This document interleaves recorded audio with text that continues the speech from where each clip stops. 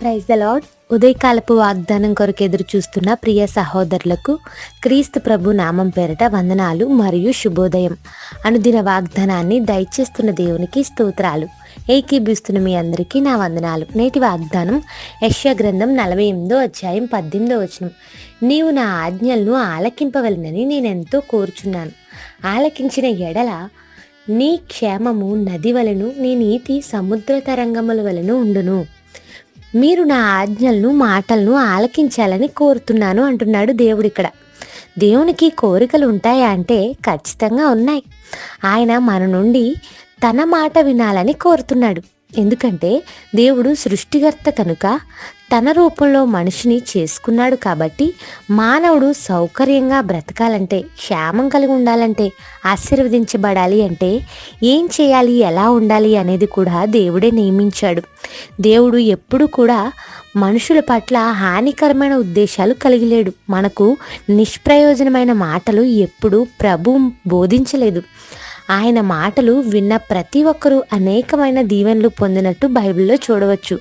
ఆయన మాటలు విన్నప్పుడు మన జీవితాల్లో దేవుని ఉద్దేశం నెరవేర్చబడుతుంది. అయితే ఈరోజు నీ జీవితంలో ఎవరి మాట వింటున్నావు? ఎవరి మాటలకు ప్రాధాన్యతనిస్తున్నావు? ఎవరి మాటలు ఉన్నతమైనవని భావిస్తున్నావు? చాలామంది ఈ రోజుల్లో పాడైపోవడానికి కారణం అవిశ్వాసుల మాటలు బాగా నమ్ముతారు. దేవుని ఎరుగని వారి నిర్ణయాలు వారిని ప్రభావితం చేస్తుంటాయి.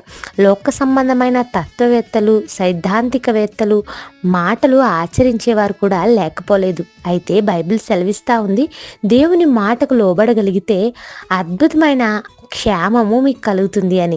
బైబిల్లో చాలామంది భక్తులు ఈ విధంగా ఆశీర్వదించబడినట్టు మనం చూడవచ్చు. పేతురును ఉదాహరణగా తీసుకుంటే, పేతురు దేవుని మాటకు లోబడడం వల్ల గొప్ప దీవెనను పొందాడు. యేసుప్రభు వారు గలిలయ సముద్రం వద్ద పేతురును కలిసినప్పుడు దోణిను కొంచెం లోపలికి నడిపించి వల వేయమన్నాడు.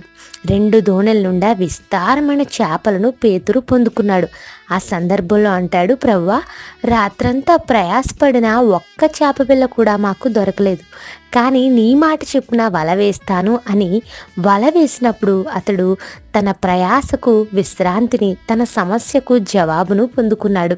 దేవుడు ఈరోజు మన నుండి అదే ఆశిస్తున్నాడు. ఆయన ఆజ్ఞలను గైకొనేవారిగా, ఆయన మాట ఆలకించేవారిగా ఉన్నప్పుడు మన క్షేమము నది వలె ఉంటుంది అంటున్నాడు ఇక్కడ. ఈ క్షేమము అనే మాట ఇంగ్లీష్ బైబిల్లో పీస్ అని రాయబడింది. పీస్ అనగా శాంతి, సమాధానము. నది వలె మన జీవితాల్లో ప్రవహిస్తుంది. ఎంతో చక్కని వాగ్దానం కదా ఇది. దేవుని మాట వినడం వల్ల శాంతి, సమాధానం, క్షేమం ఇచ్చేవాడుగా దేవుడు ఉన్నాడు.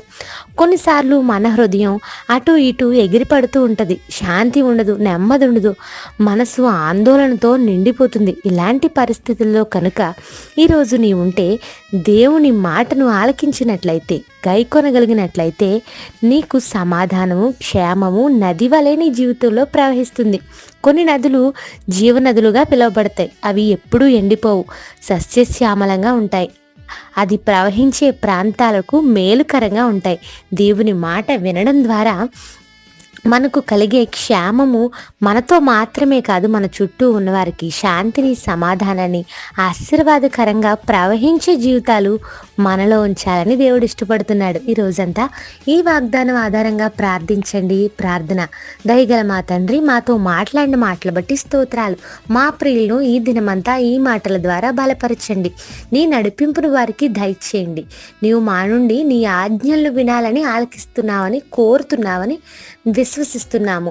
నది వంటి క్షేమమును మా బ్రతుకులో దయచేయము. మా నీతి సముద్ర తరంగముల వలె ఉండేందుకు నీ కృపను మా పట్ల చూపించుము. యేసుక్రీస్తు వారి నామంలో అడుగుచున్నాను తండ్రి, amen. Have a blessed day. Thank you all. God bless us.